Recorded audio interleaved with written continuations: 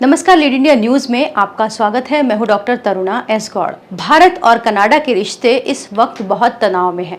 Bharat Canada से लगातार उस आरोप के सबूत मांग रहा है जो उसने भारत पर लगाया। कनाडा के पीएम जस्टिन ट्रूडो ने भारत पर उसके नागरिक हरदीप सिंह निज्जर की हत्या में भारतीय एजेंट के शामिल होने का आरोप लगाया था, जबकि भारत का कहना है कि हरदीप सिंह निज्जर एक खालिस्तानी आतंकवादी था जिसके खिलाफ भारत के पास पर्याप्त सबूत है। लेकिन जब भारत ने कनाडा से सबूत मांगे तो उसने 5 आई कंट्रीज द्वारा दिए गए एक सिग्नल इनपुट की बात कही। इस सिग्नल इनपुट पर 5 आई कंट्रीज के सहयोगी अमेरिका ने भी भारत को कहा था कि इस मसले पर वो भारत को कोई छूट नहीं देने जा रहा। अमेरिका अपने भाई कनाडा के साथ पूरी तरह से खड़ा नजर आ रहा है, लेकिन कनाडा अब तक इस आधी अधूरी खुफिया जानकारी को एस्टैब्लिश तक नहीं कर सका। निज्जर की हत्या अगस्त में हुई थी और अब तक कनाडाई पुलिस वहां के लोगों से अपील कर रही है कि अगर इस संबंध में उनके पास कोई सबूत हो, कोई विजुअल हो तो वो उनको दे। कनाडा पुलिस के पास केवल एक फोटो है जिसे वो दिखाती है और ये फोटो भी अगस्त का ही है जब निज्जर की हत्या हुई थी।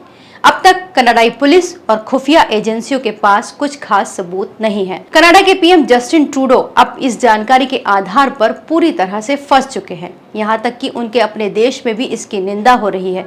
वैसे इस तरह की आधी अधूरी खुफिया जानकारियों का बहुत सारा इतिहास है। श्रीलंका के विदेश मंत्री ने भी कहा है कि वो कनाडा की इस बात का बिल्कुल समर्थन नहीं करते। उन्होंने श्रीलंका पर भी झूठे आरोप लगाए थे कि श्रीलंका भी हिंसा भड़काने में शामिल है। तो इस तरह से श्रीलंका पूरी तरह भारत के साथ खड़ा है। हम बात कर रहे थे कि इन खुफिया एजेंसीज की आधी अधूरी जानकारियों ने दुनिया को किस तरह से युद्ध में झोंका है।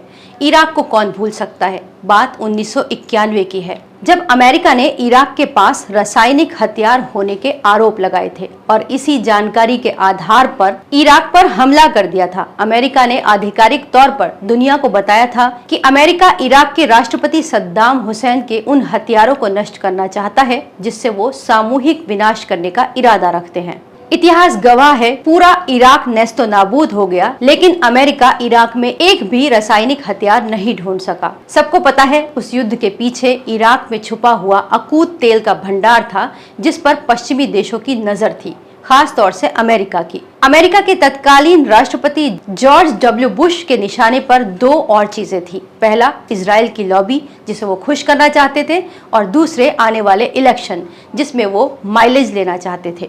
कुल मिलाकर पश्चिमी देशों का ये गठजोड़ अपने हितों और निजी स्वार्थों के लिए आधी अधूरी खुफिया जानकारी के आधार पर कभी युद्ध भड़काता रहा है और कभी दूसरे देशों पर प्रतिबंध लगाता रहा है। लेकिन अब समय के साथ एशियाई देशों की ताकत नए सिरे से उभर रही है और ये कहना गलत नहीं होगा कि जिसका मुखिया भारत है। भारत ना तो पाकिस्तान है और ना ही अफगानिस्तान या यूक्रेन, जिसे ये पश्चिमी देश अपने युद्ध का अखाड़ा बनाकर दूर से तमाशा देख सकते हैं, बल्कि भारत आज अंतरराष्ट्रीय शक्ति का केंद्र बनता जा रहा है।